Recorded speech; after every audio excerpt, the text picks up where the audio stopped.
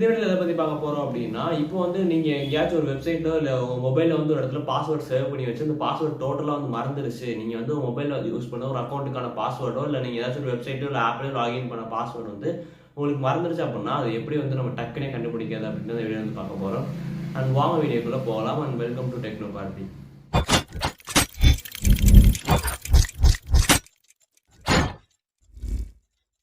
இப்போ என்ன அப்புட்ன்னா, உங்களோட மொபைல்ல நீங்க ஒரு பாஸ்வேர்ட் மறந்துட்டீங்க அப்புட்ன்னா, முதல்ல நீங்க அந்த அக்கவுண்ட் நம்பர் எதுவுமே நீங்க வந்து ஆக்சுவலா இதுக்கு வந்து நம்ம எதுவுமே ஞாபகம் வச்சுக்க தேவையில்ல. மோஸ்ட்லி நீங்க வந்து அந்த என்ன சொல்றோம், எங்கேயாவது ஒரு இடத்துல வந்து நீங்க இந்த பாஸ்வேர்டான அக்கவுண்ட் வந்து நீங்க யூஸ் பண்ணியிருந்தாலே போதும். அது எல்லாமே வந்து மொபைல்ல தான் வந்து ஸ்டோர் ஆயிருக்கும்.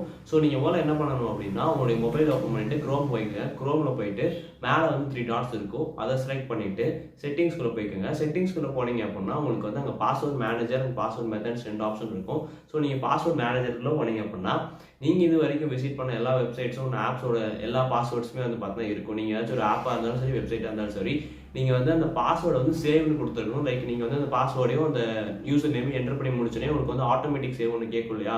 அதாவது அடுத்த டைம் நீங்க லாகின் பண்றப்போ தனியா லைக் மேனுவலா போட தேவையில்ல. அந்த மாதிரி கேட்டு சேவ் கொடுத்துருந்தீங்க அப்படின்னா, உங்களுடைய எல்லா பாஸ்வேர்ட்ஸ் லைக் என்னென்ன ஆப்ல நீங்க என்னென்ன பாஸ்வேர்ட் வச்சிருக்கீங்க, லைக் என்னென்ன ஆப்ல நீங்க லாகின் பண்ணிருக்கீங்க, என்னென்ன பாஸ்வேர்டு, என்னென்ன யூசர் நேமு எல்லாமே வந்து பார்த்தீங்கன்னா இருக்கும். ஸோ அதுல இருந்து லைக் அந்த குரோம்ல இருந்து நீங்க வந்து எடுத்துக்கலாம். வெப்சைட் லாகின் பண்ணியிருந்தாலும் சரி, இல்ல அப்படின்னா ஒரு ஆப்ல லாகின் பண்ணியிருந்தாலும் சரி, நீங்க வந்து 2 அக்கவுண்ட் யூஸ் பண்ணியிருக்கேன். நான் அந்த ஆப்ல 2, 3 அக்கவுண்ட் யூஸ் பண்ணியிருந்தேன் அப்போனாலும் சரி, அந்த 2 அக்கவுண்ட்ல நீங்க என்ன யூசர் நேம், என்ன பாஸ்வேர்ட் போட்டிருந்தீங்க முதற்கொண்டு எல்லாமே வந்து நம்மளால ரெக்கவர் பண்ண முடியும். இப்படிதான் வந்து உங்களால வந்து சீக்கிரமாவே உங்க மொபைல்ல காணாம போன பாஸ்வேர்ட்ஸ் எல்லாத்தையும் கண்டுபிடிக்க முடியும். அண்ட் வீடியோ அவ்வளவுதான்.